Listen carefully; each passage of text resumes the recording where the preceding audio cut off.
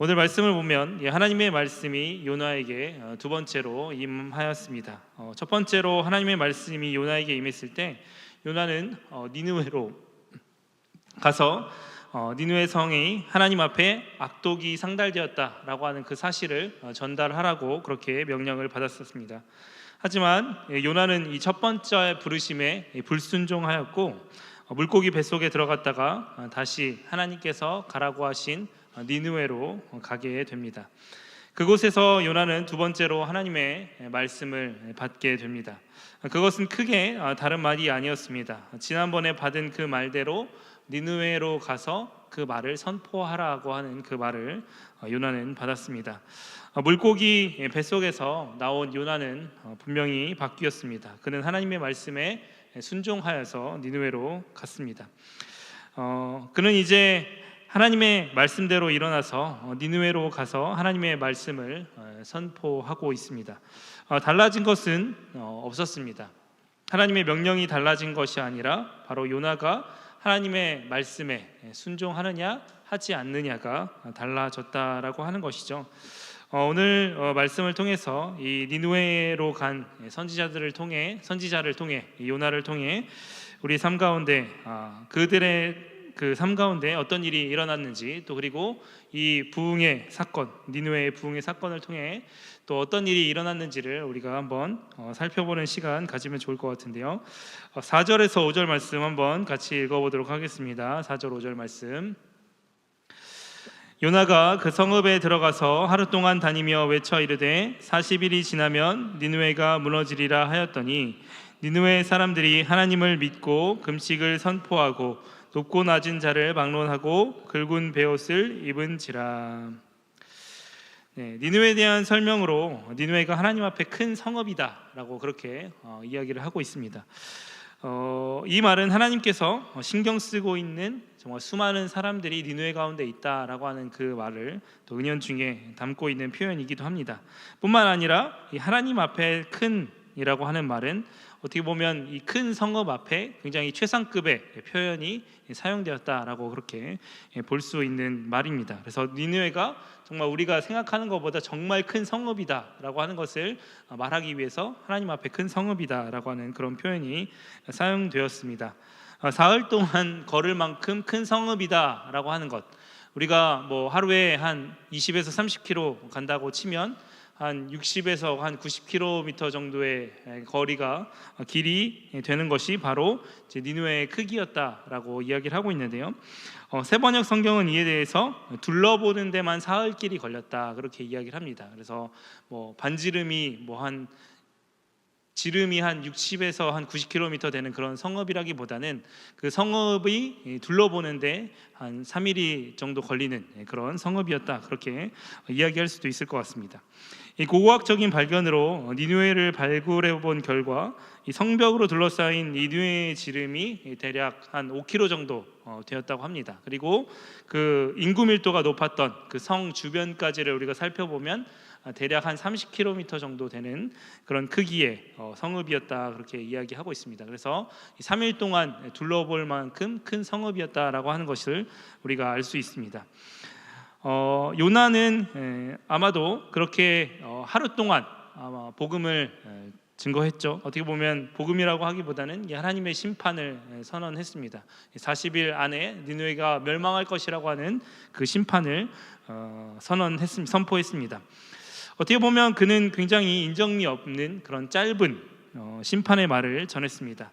40일이 지나면 니느웨가 무너질 것이다. 이것이 요나가 말한 어떻게 보면 이 심판 또 선포의 전부였습니다. 그런데 놀랍게도 이 요나의 말에 사람들이 반응하여서 하나님을 믿고 금식을 선포하고 높고 낮은 자를 막론하고 굵은 베옷을 입는 일이 일어나게 되었다라고 그렇게 이야기하고 있습니다.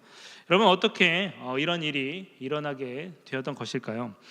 어떤 사람들은 이 아수르의 어떤 역사 기록에도 이런 사건이 없기 때문에 요나의 이야기가 거짓과 과장이 담긴 이야기다 그렇게 이야기하는 사람들도 있습니다. 교훈의 가치는 있으나 역사적인 신뢰성이 떨어지는 이야기다 그렇게 이야기하는 급진적인 사람들도 있습니다. 다른 한편에서는 당시 아수르의 상황을 볼 때 이 요나의 메시지가 중요성을 띌 수밖에 없는 역사적인 정황이 아수르의 역사에 있었다, 그렇게 이야기를 하기도 합니다. 첫째, 이 아수르가 외세로부터의 침입을 받는 그런 위험 가운데 있었기 때문에 그런 국가적인 불안이라고 하는 것이 하나님의 심판이 내린다라고 하는 그 말 앞에 떨 수밖에 없었다라고 하는 것이죠. 그리고 아수르의 역사 가운데 일식이 있었던 일이 있었다고 합니다. 그래서 이 완전한 일식이 발생을 했었는데, 일식이 일어난다라고 하는 것은 이 고대 세계에서는 불길한 징조, 심판의 징조로 여겨졌습니다. 그리고 만연한 기근이 있었고 또 대홍수와 같은 그런 자연재해가 그 앞에 있었기 때문에 곧 하나님이 너희를 심판하실 것이다 라고 하는 그 말을 니느웨 사람들이 진지하게 받아들일 수밖에 없는 그런 역사적인 상황이 있었다라고 그렇게 이야기하기도 합니다.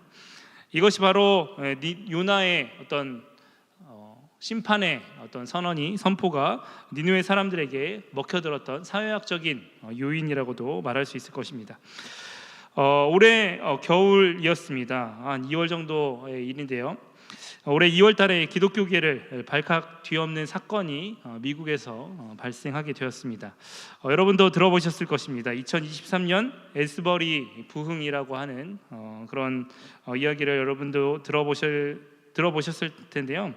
이 사건은 2023년 2월 8일 미국 켄터키주 윌모어에 있는 에스버리 대학에서 일어난 그런 사건입니다. 2월 8일 이 학교 채플에서 이 잭이라는 목사님이 로마서 12장 본문을 가지고 설교를 했습니다. 이 사랑의 실천의 중요성에 대해서 이제 말씀을 전하셨는데요. 하나님의 사랑을 체험하지 않고는 우리가 진정으로 다른 사람들을 사랑할 수 없다라고 하는 그런 말씀의 내용이었습니다. 잭 목사님은 자기 스스로가 뭔가 설교를 잘했다는 생각을 느끼지 못하고 예배가 끝나고 바로 이제 집으로 돌아갔다고 합니다. 어떻게 보면 굉장히 그 대학교 채플이 어떻게 보면 사람들이 설교를 잘 안 듣는 그런 장소이긴 하거든요.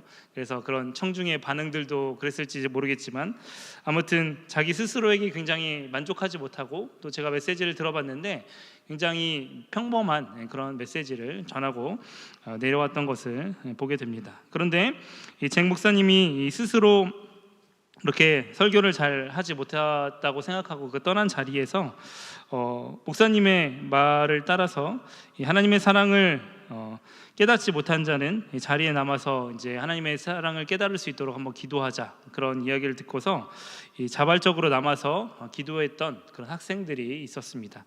그리고 그 학생들이 계속해서 기도를 이어갔는데요. 한 18명의 학생들이 남아서 기도를 이어갔다고 합니다. 그리고 그 학생들은 이제 기도하고 또 소그룹으로 모여서 이야기도 하고 또 서로 간증을 나누고 죄를 고백하고 찬양하는 가운데 그들 가운데 역사하시는 하나님을 뜨겁게 경험하게 되었습니다. 그리고 이렇게 학생들이 계속 남아서 이 채플실에 남아서 예배를 드린다는 사실이 전해지게 되자 또 이 에스버리 신학교에 있었던 이 신학생들이 합류하게 되고 또 많은 사람들이 합류하게 되어서 계속해서 예배를 드리는 일들이 일어나게 되었고, 이 사실이 이제 에스버리 대학 이 케빈 브라운 총장 입을 통해서 또 예배에 참여하는 것을 환영한다라고 하는 그런 발표와 함께 또 수업을 중단하는 일이 있게 되었고, 그 이후에 이제 각 처에서 이 놀라운 소식을 듣고서 사람들이 몰려들게 되면서 2주 동안 예배가 쉬지 않고 이어지는 그런 놀라운 일이 있게 되었습니다. 이 부흥의 놀라운 점은 바로 이 부흥운동을 이끌었던 것이 미국에서 가장 종교에 관심 없다고 여겨지는 이 Z세대에 의해서 지금 20대 초반에 있는 그 세대들에 의해서 이루어졌다라고 하는 것이고, 또 특정한 이 주체자가 없음에도 불구하고 그 예배가 계속해서 지속되었다라고 하는 것입니다. 정말 놀라운 일이라고 할 수 있죠. 잭 목사님의 설교는 그에 비해서 이렇게 놀라운 사건을 일으킬 만한 그런 어떠한 역할도 사실 하지 못할 만큼 평범한 것이었습니다. 하지만 그의 설교가 시작되어서 부흥이 일어나게 되었다라고 하는 사실을 우리는 부정할 수 없습니다. 바로 예상치 못한 부흥이 미국 땅 가운데, 그 에즈버리 땅 가운데 일어나게 된 것입니다. 여러분, 요나의 이야기로 한번 다시 돌아가 보도록 할까요? 요나의 선포는 결코 열정적이지 않았습니다. 어떻게 보면 굉장히 미온적인 그런 태도로 요나는 하나님의 심판을 되게 건조하게 전했다고 그렇게 이야기할 수 있습니다. 요나가 며칠 계획을 잡고서 회개하라는 그 선포를 했는지 모르겠지만 그의 선포는 니느웨 성 전체에 퍼지기도 전에 바로 니느웨 성은 회개를 하였습니다. 이런 모습들을 볼 때 우리는 이 요나의 회개의 선포에 뭔가 능력이 있는 것이 아니라 그 요나의 회개의 선포를 듣고서 니느웨 사람들이 반응했던 것은 결국 이 하나님의 일하심으로 밖에는 우리가 해석할 수밖에 없다라고 하는 결론에 이를 수밖에 없는 것입니다. 이 니느웨의 회개의 역사는 하나님의 일하심이었다라고 그렇게 고백할 수밖에 없는 것이죠. 때는 2007년이었습니다. 당시 저는 이제 군대에 가 있었기 때문에 그 학교의 상황이 학교가 돌아가는 상황을 잘 몰랐었는데요. 이 장신대에서도 이 1907년 이 평양 대붕 운동이 있은 지 딱 이 100년이 되는 해였기 때문에 2007년에 정말 많은 행사들이 있었습니다. 그래서 다시 한번 우리가 부흥을 그 평양의 그 부흥 대부흥 운동의 그 역사를 한번 더 일으켜보자라고 하는 그런 취지를 가지고 많은 집회와 행사들이 진행이 되었는데요. 이렇게 많은 사람들이 다시 한번 이 한국의 이 평양 대부흥의 역사를 일어나기를 바라면서 사경회도 하고 이렇게 특강도 하기도 했는데 그렇게 이 사경회 특강 강사로 모 교수님이 모셔졌는데 그분께서 그 자리에서 이런 얘기를 하셨습니다. 인간의 부흥은 인간이 인위적으로 만드는 것이 아니라 하나님이 주시는 거예요 라고 그렇게 이야기를 하셨다고 합니다.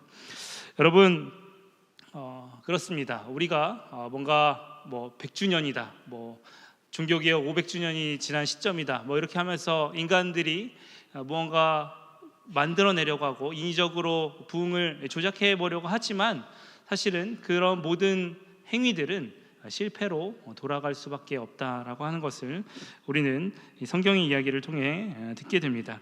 근데 우리는 인위적으로 뭔가 하나님의 역사를 만들어 보고 싶어 하는 그런 마음이 우리 가운데 있습니다. 그것을 통해 우리는 어떤 것을 원하냐면 하나님께서 우리 가운데 역사하시는 것을 원하는 것이 아니라 우리 스스로의 능력을 증명하고 싶은 마음이 있습니다. 그리고 우리들의 의가 그 역사를 통해서 드러나기를 바라는 마음으로 우리는 부흥을 꿈꾸며 살아갈 때가 있다고 하는 것이죠. 하지만 성경은 우리에게 자신의 능력을 증명하거나 의를 증명하라고 말하지 않습니다. 그저 하나님의 뜻에 순종하고 하나님의 일하심을 바라보라고 그렇게 이야기하고 있습니다. 여러분, 이것이 굉장히 어려운 일이지만 우리가 이 일 가운데 나아가기를 원합니다. 우리가 하나님의 뜻에 순종하고 하나님의 일하심을 잠잠히 기다릴 수 있는 그런 믿음을 가진 저와 여러분들의 믿음이 되었으면 좋겠습니다. 우리 다 같이 6절에서 8절 말씀 같이 읽어보도록 하겠습니다. 6절에서 8절 말씀. 그 일이 니느웨 왕에게 들림에 왕이 보좌에서 일어나 왕복을 벗고 굵은 베옷을 입고 제 위에 앉으니라. 왕과 그의 대신들이 조서를 내려 니느웨에 선포하여 이르되 사람이나 짐승이나 소떼나 양떼나 아무것도 입에 대지 말지니 곧 먹지도 말 것이요 물도 마시지 말 것이며 사람이든지 짐승이든지 다 굵은 베옷을 입을 것이요 힘써 하나님께 부르짖을 것이며 각기 악한 길과 손으로 행한 강포에서 떠날 것이라. 아멘. 니느웨에 하나님의 심판이 선포되고 이제 회개의 역사가 일어나게 되었습니다. 그리고 이러한 것이 약한 길과 손으로 행한 강포에서 떠날 것이다라고 하는 그러한 명령으로 이어지게 되는데요. 세번역 성경은 이렇게 이야기합니다. 자기가 가던 나쁜 길에서 돌이키고 힘이 있다고 휘두르던 폭력을 그치라 라고 하는 이 정의의 실천으로 회개의 역사가 이어져야 한다고 니느웨 왕이 선포하고 있는 것을 볼 수 있습니다. 오늘 말씀을 통해서 이 복음의 역사는 반드시 이 정의의 실천과 함께 가야 한다라고 하는 것을 우리는 말씀을 통해서 볼 수가 있는데, 그래서 이 복음 전도와 이 정의의 실천이 어떤 관계 가운데 이루어져야 하는지를 우리가 한번 생각해 보면 좋겠습니다. 지하철을 타고 돌아다니다 보면 여러분 우리가 이 불신지옥, 예수천당 불신지옥 이렇게 외치는 그런 어르신들을 만나게 될 때가 있습니다. 이 말은 참 귀한 이야기인 것 같습니다. 우리가 밖에 나가서 하나님을 증거해야 한다는 것을 알면서도 우리는 복음을 전파하는 일을 소홀히 할 때가 참 많이 있는데, 이분들은 열정을 가지고 복음을 증거하기 때문에 그렇습니다. 그래서 이분들을 보면서 우리도 정말 복음 증거의 그 사명을 잘 감당해야 하는데 그렇지 못했다라고 하는 사실을 반성하게 되기도 합니다. 그런데 한편으로는 이분들이 외치는 그런 물구에 불편함을 느낄 때가 있는 것 같습니다. 좀 더 친절한 방법으로, 좀 더 이렇게 사람들이 환영할 수 있는 그런 방법으로 우리가 복음을 전할 수는 없을까라고 하는 그런 생각이 들기도 합니다. 그리고 다른 한편으로는 이렇게 구원의 외침을 우리의 영혼이 구원을 받아야 한다라고 하는 것을 중요하게 생각하는 사람들이 만연하게 사회에서 벌어지고 있는 이 부조리에 대해서는 침묵하는 모습들을 보면서 안타까운 마음이 들 때가 있는 것 같습니다. 근데 반면 어떤 분들은 이 사회의 정의를 행하고 또 여러 가지 구제와 또 봉사와 여러 가지 사역을 하는 것이 하나님의 일의 전부라고 생각하는 사람들이 있는 것 같습니다. 소외된 사람들을 돕고 또 사회의 정의를 외치는 것이 바로 하나님의 일이다라고 생각을 하는 것이죠.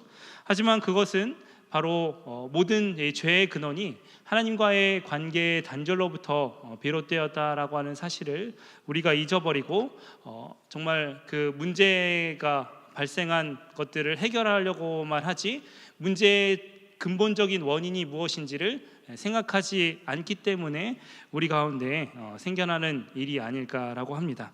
우리의 문제를 근본적으로 해결하기 위해서는 복음이 필요하다라고 하는 사실 또한 우리는 외칠 수 있어야 했다라고 하는 것이죠. 그래서 이 둘의 조화를 이루는 것이 참 중요한데, 복음을 증거하는 일과 또 사회의 정의를 행하는 그 일을 같이 하는 것이 정말로 중요한데, 그래서 어떤 이들은 정말 이 복음을 증거하는 일과 또 이렇게 정의를 행하는 일이 두 날개가 되어서 이렇게 균형 잡힌 시각으로 우리가 또 교회 생활을 하고 또 기독교가 그런 것들을 전파해야 한다, 그렇게 이야기를 하기도 합니다. 그런데 이 두 날개라고 하는 이 이론은 복음 전파를 하는 것과 또 사회 정의가 마치 서로 분리된 것처럼 우리가 생각하도록 만들어주기 때문에 한편으로는 완전한 그런 모형이라고는 이해하기는 좀 어렵습니다. 여러분, 우리가 이사야와 같은 선지자들은 우리가 종교적으로 행동하며 금식하고 아무리 열심히 기도한다고 해도 정의를 행하지 않으면 그 종교는 엉터리고 또 엉터리라고 꾸준히 선포했습니다. 이사야는 우리가 가난한 사람들을 보살피지 않으면 입술로는 하나님을 공경하는 것처럼 보일지라도 마음은 하나님으로부터 먼 것이라고 그렇게 이야기했습니다. 그리고 뿐만 아니라 이 신약 성경도 이와 마찬가지로 이야기를 합니다. 야고보서 2장 14절에서 17절 말씀인데요, 누군가 예수님을 믿는다고 하면서 헐벗고 일용할 양식이 없는 사람을 보고도 그 몸에 쓸 것을 위해 아무것도 하지 않으면 그 믿음은 죽은 믿음이다, 그렇게 이야기를 했습니다. 성경의 이야기를 정리하자면 우리가 하나님과의 살아있는 관계를 누리고 하나님의 은혜를 경험하게 되었을 때 필연적으로 나타나는 그 표지가 바로 가난한 자들에 대한 긍휼이라고 그렇게 이야기합니다. 선행이 구원을 이루어낼 수 있는 것은 아니지만 구원을 받은 사람에게 나타나는 강력한 증거가 바로 선행이라고 하는 것이죠. 그래서 이 복음과 이 정의라고 하는 것은 따로 떨어져 있는 것이 아니라 사실은 합쳐져 있는 것이다 라고 하는 것을 우리는 늘 기억할 수 있어야 합니다. 그래서 이 복음과 정의를 행하는 것이 뗄래야 뗄 수 없는 관계에 있다라고 하는 것을 우리는 늘 기억하면서 살았으면 좋겠습니다. 여러분, 교회가 복음 전도를 하고 회심자를 만들어내는 것에 정의를 행하고 가난한 사람들을 돕는 일이 빠진다고 한다면 세상은 교회가 복음 전하는 것을 어떻게 바라보게 될까요? 그저 교회가 자신들의 사상으로 사람들을 현혹해서 교회의 머릿수를 채우기 위해 노력한다라고 바라볼 것입니다. 팀 켈러 목사님의 말을 빌어서 이야기를 하자면, 우리가 복음 전파와 함께 정의를 행할 때 비로소 세상은 신자들을 움직이게 하는 동력이 힘을 쌓고 싶은 욕구가 아니라 사랑이라는 것을 인식하게 될 것이다 라고 그렇게 말씀하셨습니다. 여러분, 우리가 이 사실을 기억할 수 있기를 바랍니다. 우리가 복음의 진정성을 나타내는 것, 그 예수 그리스도의 그 복음의 능력을 나타내는 것은 바로 정의를 행하고 또 하나님께서 주시는 그 사랑과 긍휼을 실천하는 그 삶 가운데서 이루어져야 한다는 것, 그리고 그것을 실천하기 위해서는 반드시 이 복음의 회복이 우리에게 필요하다라고 하는 것을 우리가 기억할 수 있었으면 좋겠습니다. 자, 그러면 오늘 말씀을 살펴보고서 다시 한번 이 에즈버리 부흥운동으로 돌아가서 한번 생각해 보도록 할까요? 이 한국교회의 많은 사람들이 에즈버리의 부흥을 보면서 한국교회에도 그런 역사가 이루어지는 것을 기대하고 사모하는 마음을 갖게 되었습니다. 많은 사람들이 그 에즈버리에서 있었던 그 예배, 계속되는 그 예배의 그 열정을 사모하는 마음이 생겼습니다. 이렇게 다시 한번 이 부흥이 찾아오는 것을 기대하는 것이 마냥 너무 종교적인 것이다 라고 그렇게 말할 수는 없습니다. 하지만 우리가 에즈버리의 부흥을 보면서 단순히 예배당이 채워지는 부흥만을 바란다고 한다면 그것이 우리의 숫자를 채우기 위함은 아닌지 다시 한번 생각해 볼 수 있어야 합니다. 99마리의 양을 내버려 두고서 한 마리의 양을 찾았던 목자의 이야기를 들려주셨던 예수님처럼 우리가 결국에 정말 이 한 영혼에 대한 귀중한 한 영혼을 귀중히 여기는 마음이었다고 한다면 그 많은 자리에 사람들이 채워지는 것이 결코 우리의 욕심이지 하나님의 그 긍휼과 사랑의 마음에서 기원한 것은 아니다라고 하는 것을 기억하고 우리의 그 부흥이 정말 한 영혼을 사랑하는 그 마음으로부터 비롯돼야 한다라고 하는 것을 우리가 잊지 않았으면 좋겠습니다. 또한 우리는 이 에즈버리 부흥이 진짜 부흥인가? 라고 하는 것을 또한 물어볼 수 있어야 합니다. 그렇게 2주간의 뜨거운 예배 현장이 있은 후에 혹시 그곳에서는 어떤 일이 일어나고 있는가를 우리는 물을 수 있어야 한다라고 하는 것이죠. 그 외에 미국의 그 땅에, 에즈버리 땅에 어떤 일이 일어나고 있는가를 물어야 합니다. 왜냐하면 우리는 그 열매를 보고서 그 나무를 알 수 있기 때문에 그렇습니다. 그 부흥 가운데 열매가 결코 나타나지 않는다고 한다면 우리는 그 역사가 신기루에 불과하다라고밖에 말할 수 없는 것이죠. 저는 에즈버리의 부흥이 단순한 현상으로 그치지 않기를 간절히 바랍니다. 인종차별을 철폐했던 흑인 인권운동에 마틴 루터 킹 목사님 같은 분들이 나섰던 것처럼 기독교가 세상을 더 좋은 곳으로 만드는데, 더 나은 세상으로 만드는데 역할을 하기를 바랍니다. 마틴 루터가 종교개혁을 일으켰을 때 그가 성서를 성직자만 소유하고 있었던 성서를 일반 민중들에게 돌려주었던 것처럼, 또 그리고 17세기의 부흥운동이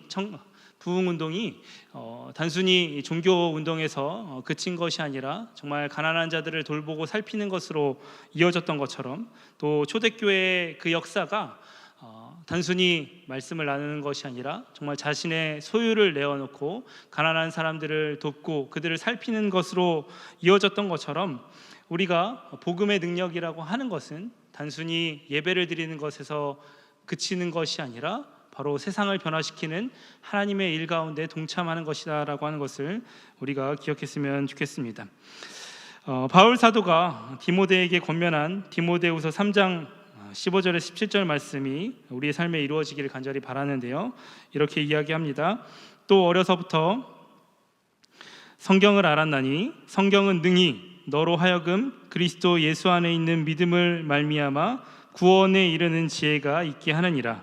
모든 성경은 하나님의 감동으로 된 것으로 교훈과 책망과 바르게 함과 의로 교육하기에 유익하니 이는 하나님의 사람으로 온전하게 하며 모든 선한 일을 행할 능력을 갖추게 하려 함이라. 구원에 이르는 지혜와 모든 선한 일을 행할 능력을 함께 갖춘 온전한 믿음, 또 그리고 온전한 부흥을 이루어낼 수 있는 저와 여러분들의 삶이 될 수 있기를 예수님의 이름으로 축복합니다. 함께 기도하겠습니다.